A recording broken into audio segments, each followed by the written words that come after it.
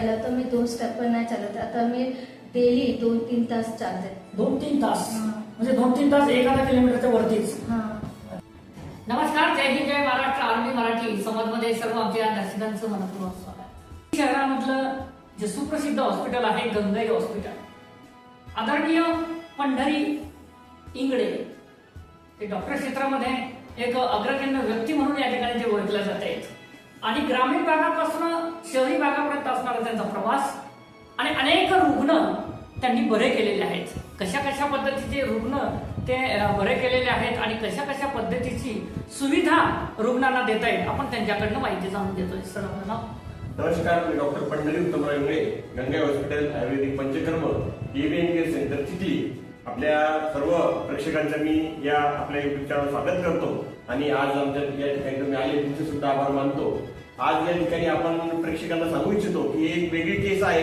या ठिकाणी एव्हीएन हे आमच्याकडे पेशंट आले होते, नेरूळ मुंबईवरून पेशंट आले होते. मागील 1 महिन्यापूर्वी माझ्याकडे ते आले होते आणि त्यांना 2 वर्षापासून म्हणजे कोरोना नंतर त्यांना एव्हीएन झाला होता. एव्हीएन म्हणजे मी सांगेन की एव्हीएन म्हणजे अव्हेस्क्युलर नेक्रोसिस, म्हणजे पायातील जे हाड असतं, ठीक आहे, त्याला आपण फिमर म्हणतो. तर त्याचा जो बॉल असतो त्या बॉलला रक्तपुरवठा कमी होतो आणि रक्तपुरवठा कमी झाल्यामुळे तो नेक्रोज व्हायला म्हणजे तो सडायला लागतो आणि नेक्रोज झाल्यानंतर त्याचं झीज व्हायला लागते. झीज झाल्यानंतर आपल्याला चालताना उठताना बसताना खूप जास्त त्रस्त होतं, म्हणजे चालता येत नाही, नंतर फिरता येत नाही, मुवमेंट करता येत नाही. एका ठिकाणी पेशंट राहतो आणि हळूहळू first stage, second stage, third stage, fourth stage आणि 5 स्टेज अशा स्टेजेस त्या ठिकाणी आलेले आहेत.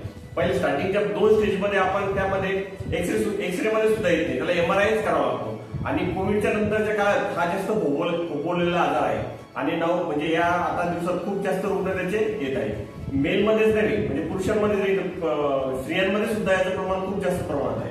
आणि दुसरे पण भरपूर कारण आहे, परंतु कोविड नंतर आपण जे स्टेरॉइड वगैरे जास्त खाणे यामध्ये हा इव्हेंट हा दिसून येतो. आणि आपण एव्हीएनवर महाराष्ट्रातील माझं एकमेव सेंटर असं आहे की त्यामध्ये आपण विना ऑपरेशन विना वेदनाशामक देता आपण एव्हीएनवर आपल्या आयुर्वेदिक पंचकर्म न्यूरोथेरपी याद्वारे आपण ट्रीटमेंट करतो आणि अतिशय एक्सलंट रिझल्ट म्हणजे अतिशय कुठल्याच प्रकारचा त्रास नव्हता. पेशंटला खूप चांगल्या पद्धतीचा रिझल्ट त्या ठिकाणी. आता असंच एक पेशंट बद्दल मी आज जे आपण आपल्या चॅनलवर आपण बोलणार आहोत, त्या मागे एक महिन्यापूर्वी माझ्याकडे आल्या होत्या आणि त्यांना लेफ्ट लेगला एव्हीएन थर्ड स्टेजला होता आणि त्यांना ऑपरेशन सांगितलं होतं मुंबई सारख्या ठिकाणी. परंतु त्या विना ऑपरेशन बघत होत्या आणि युट्यूबवर आपला व्हिडिओ त्यांनी बघितला आणि आपल्याकडे त्या अप्रोच झाल्या आणि 7 दिवस इथे राहून पूर्णपणे मी जेवढं त्यांना आपण पंचकर्म केलं, न्यूरोथेरपी केली आणि विशिष्ट पद्धतीने आपण त्यांच्याकडून एक्सरसाइज सुद्धा करून घेतली आणि त्यांनी 1 महिना घरी गेल्यानंतर ते सगळं फॉलो केलं. आणि ज्यावेळेस 1 महिन्यानंतर ते आला तर मला सुद्धा आश्चर्य वाटलं की म्हणजे ज्या 1 महिन्यापूर्वी त्या आल्या होत्या अक्षरशः त्यांना 2 पायऱ्या चढणं सुद्धा कठीण होतं.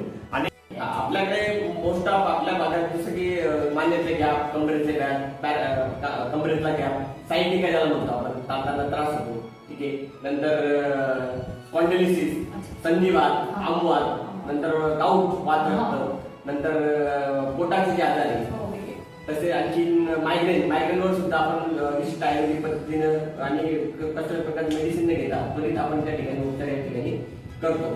तसेच डिप्रेशन या आता सध्या मोबाईलचं युग आहे, डिप्रेशन मध्ये खूप पेशंट जातात, त्यांना शिरोधारा ही आयुर्वेदाची खूप चांगली पद्धती त्या ठिकाणी आपण जर ट्रीटमेंट घेतली तर ते पेशंट सुद्धा त्या ठिकाणी आपण बरे करतो आणि खूप चांगले रिझल्ट त्या ठिकाणी आहे. विदाउट ऑपरेशन आपण करतो. जसं की स्लीप डिस्क आहे, नंतर डिस्क बल्ज आहे, मणक्याचे जे आजार आहे, सर्वच प्रकारच्या मणक्याच्या आजारावर आपण ही जी आपली न्यूरोथेरपी आणि पंचकर्म हे खूप चांगल्या पद्धतीने काम करतो. आपण ही त्यांनी कशा पद्धतीनं वेगवेगळ्या आपल्या पद्धतीने जसं म्हणजे उपचार कसे दिले जातात आणि काय वाटतंय आपल्याला? तर खूप चांगलं थेरपी दिलं. मग एक्सरसाइज पहिला तर मी 2 स्टेप पण नाही चालत, आता मी डेली 2-3 तास चालते. 2-3 तास म्हणजे 2-3 तास 1000 किलोमीटरच्या वरतीच. हां, अच्छा. डेली. आणि स्टेप पण सरांनी जे एक्सरसाइज सांगितली ते एक्सरसाइज करते. स्टेप पण म्हणजे आता होतं. बरं, तुमचं वजन वगैरे काही घटलेलं आहे? वजन नाही का? वजन तसेच. हा, वजन परंतु खाण्यापिण्याची जी उपचार पद्धती आहे ती कशी आहे आपली? दिनचर्या कशी आहे? दिनचर्या पहिला मला खराबच होतं. आता मी म्हणजे सरांनी बोलले की टाइमवर सर्व करायला वगैरे, तर आता मी टाइम चेंज केलं माझं. बरं, काही आणखी ते हे वगैरे काही पोट वगैरे दुखणे नाही, असं आजार वगैरे असं वाटत नाही? थकवा वगैरे काहीच नाही. बरं, आणि एनर्जी पण वाटते मला. एनर्जी आलेली आहे. एनर्जी आहे. पहिला मला असं एक काम काय पडलं तर मला उचलता येत नव्हतं. नाही तर आता पहिल्यासारखं एनर्जी पण वाटत आता. जास्त तुम्हाला म्हणजे आलेली आहे समजा म्हणजे तुमच्या जीवनामध्ये. बरं, जेव्हा तुम्ही चालत नव्हताय आणि आता चालायला लागलाय, जेव्हा तुमच्या आजूबाजूचा परिसरातील लोक बघताय तुमच्याकडे, तर काय आनंद व्यक्त होतोय? आनंद होतोय की मग म्हणजे मला तर विश्वासच नव्हता की मी बरे होणार. अच्छा, तुमच्या नातेवाईकांना, तुमच्या घरच्या लोकांना विश्वास नव्हता? हा मला पण नव्हता की कारण की ऑपरेशनच बोललं होतं की बरी होणार की नाही, टेन्शन होतं माझ्यामध्ये. बरं, आता एखाद्या वेळेस समजा मुंबईला तुम्ही ज्या हॉस्पिटलमध्ये तुम्हाला ऑपरेशन सांगितलं आणि त्या हॉस्पिटलमध्ये तुम्हाला जाण्याची पाळी आली एखादा वेगळा पेशंट म्हणून, तर मग त्या डॉक्टरांबद्दल आपण तुमच्याकडे काय सांगणार, कसं वाटतं, काय सांगणार ते आजच्या या डॉक्टरांबद्दल? ते डॉक्टर तर एकच बोललं होतं काय मॅजिक नाही होणार, नाही जादूची छडी नाही आहे, मॅजिक नाही होणार, एकच ऑप्शन आहे ऑपरेशन. आपण बगर ऑपरेशनची आपण ठीक झालात, समाधान झालाय. समाधान झालं आणि दुसऱ्या पेशंटला पण जे थेरपी आणि जे सर बोलले ते फॉलो करा, एक्सरसाइज आणि औषध आणि दिनचर्या थोडा टाइम चेंज करा. माझा खूप खराब होता. मी 2 वाजता जेवण 4 वाजता करायचं. बरं, आपण काही कंपनीमध्ये जॉब करताय का घरी गृहिणी म्हणून वापरते?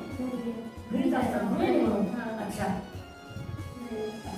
मित्रांनो, हे रुग्ण आहेत आणि रुग्ण बरे केलेले आहेत.